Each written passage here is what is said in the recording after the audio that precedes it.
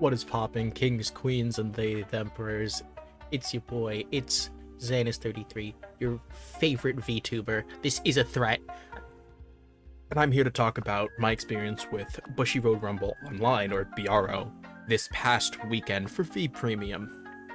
Now, it was a good time. Overall, I had a wonderful experience fighting so many incredible fighters, and I had brought with me Maelstrom, it is my favorite deck. That is the number one reason I brought it. Full disclosure, I went in not thinking it was going to be that good a deck. I wasn't like, oh man, this deck's good enough to like, no. I was a Maelstrom player, but my brain isn't that big. I thought we had a decent matchup against Prisms because they're good at farming hand and getting what they need, but if we tell them they can only guard with one card, it doesn't matter how much hand you got, bud. So, fuck. I'm gonna have to edit this. Talking about the deck itself, there is a lot I'd actually like to change, and I went back and I revised my current list, but I want to talk about what I brought with me to BRO and why I chose certain things. For the trigger lineup, it's a very standard glory list. You run your 8 fronts, you run your draw PGs, you run your heal guardians. I elected for fronts over crits initially because of the glory kill turn. When Glory Maelstrom is able to just amass enough power, it doesn't matter what's standing in its way, and that's because of its skill. For those of you who do not know, because there were enough of my opponents who just genuinely did not know this deck and were not ready for it. Glory has a once per turn counterblast 1 until the end of the turn. My opponent cannot intercept and can only call one card from their hand to Guardian Circle for every battle. That is everything, not just the Vanguard, your rear guards too. In addition to that, if you have a Maelstrom in your soul, any Maelstrom in your soul, the whole front row gets plus 10k, and that's a massive boost, and that is typically what you go for to kill. Next up is the main grade 3 is Blue Storm Dragon Maelstrom. This is almost always your grade 3 ride turn 3 ride because of the pressure it gives.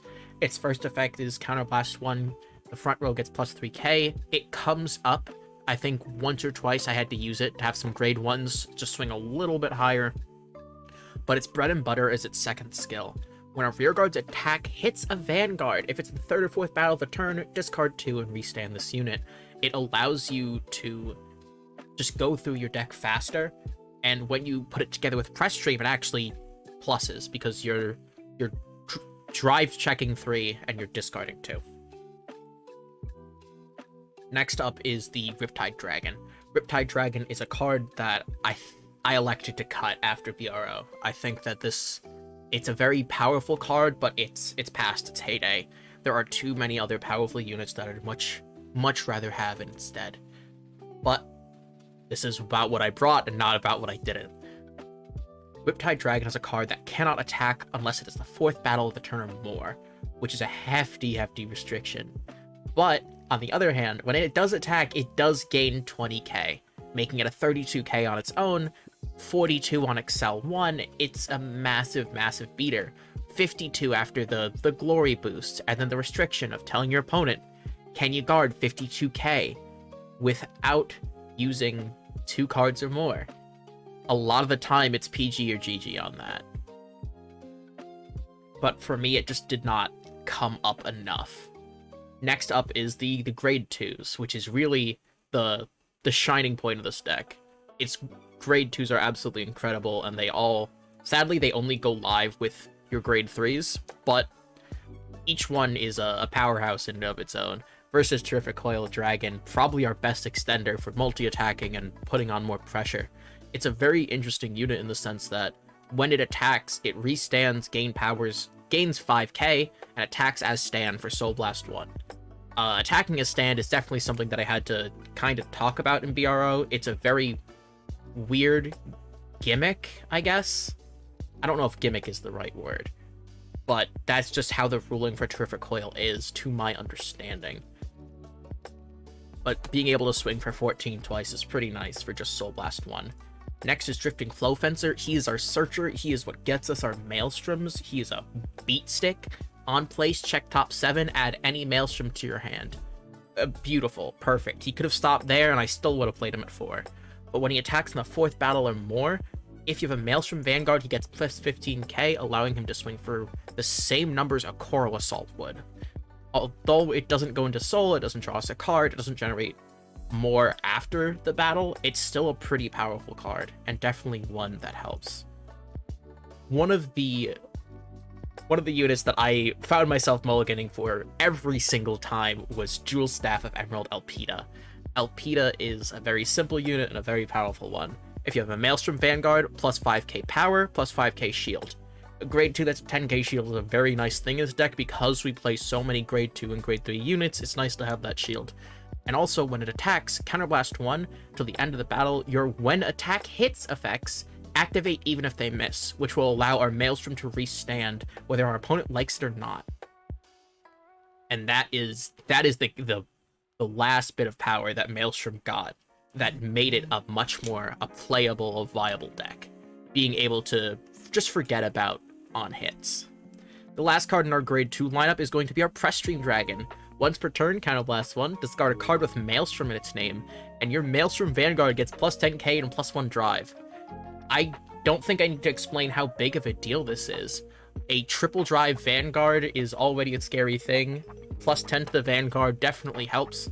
And I think if I was playing crits, having a potential Vanguard with an extra critical restanding is definitely scary. And that is something I'm electing to change for next time around. I do think crits are the way to go for this deck. On to the grade 1s, we have our newest grade 1 unit, Blue Wave Dragon Propulsion Dragon. At the end of the battle, this unit attacks a grade 2 or greater Vanguard. Counterblast 1, choose one of the other back row rear guards, exchange position with this unit, and if you exchange position, stay on this unit. I know 8k doesn't swing for a lot, but this deck actually does go into Excel 1 a lot more than I'd like to admit. Drawing cards is definitely great off the Excel 2s, but sometimes we really need to hit those numbers, and with things like prisms running around, force numbers are something we have to live with.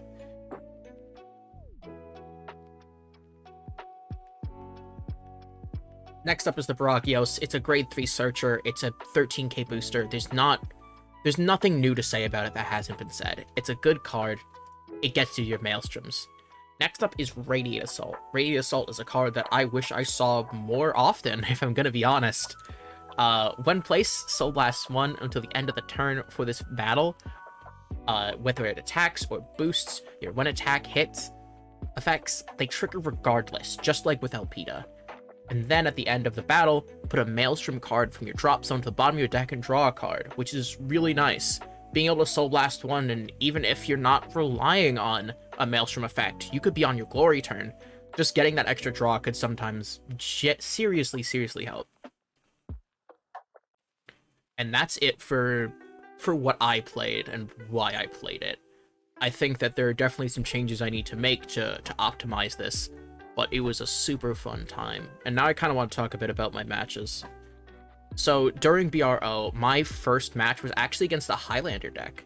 It was BRMuda, because I knew it was Bermuda, I knew it was Prisms.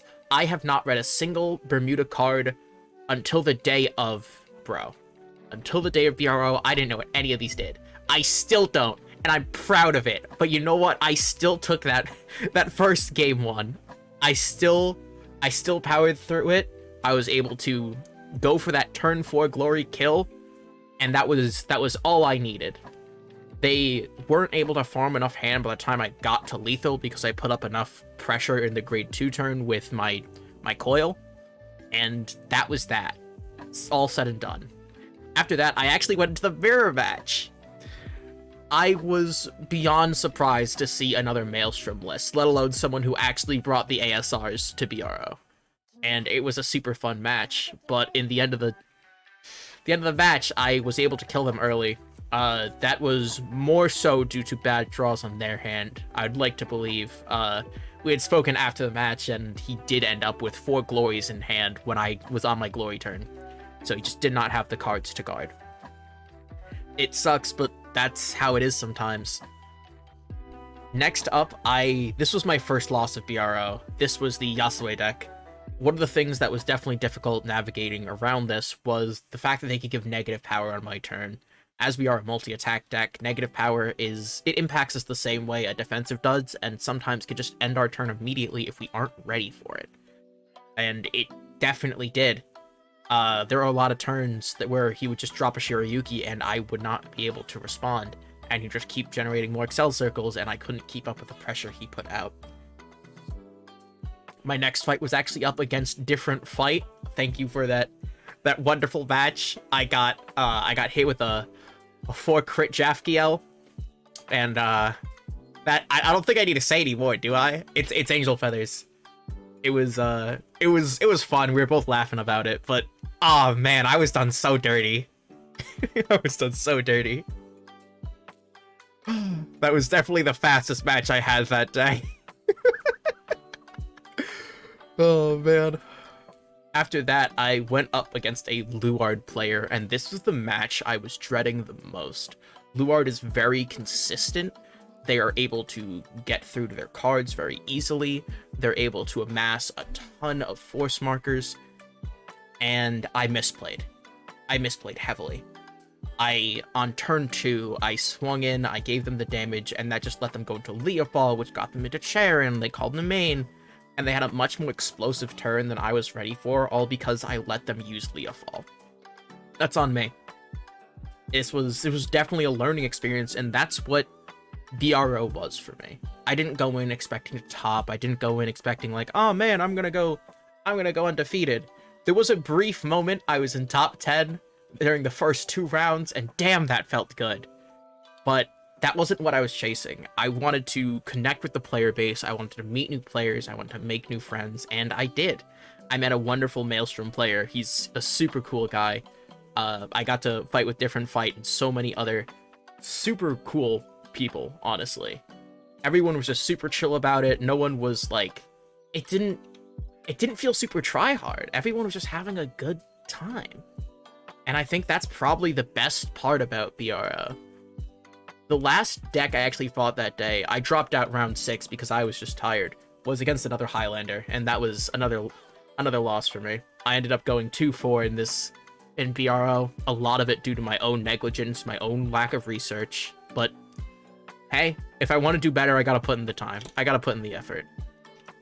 That being said, I heavily recommend anyone who didn't have the opportunity to play in Premium, to play in V Premium, play in Standard. I know it's not everyone's favorite format right now, with Overtriggers and Lorena Roll and Leonard running around, but just the experience of playing online with so many different fighters you will probably never have a chance to fight again is incredible.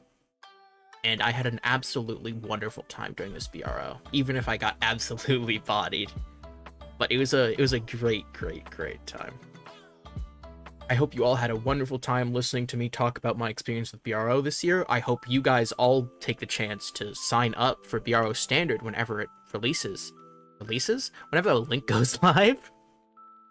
Thank you again to the tournament organizers, the players, the judges, the casters, like just the amount of time and effort that goes into making BRO what it is so much behind the scenes.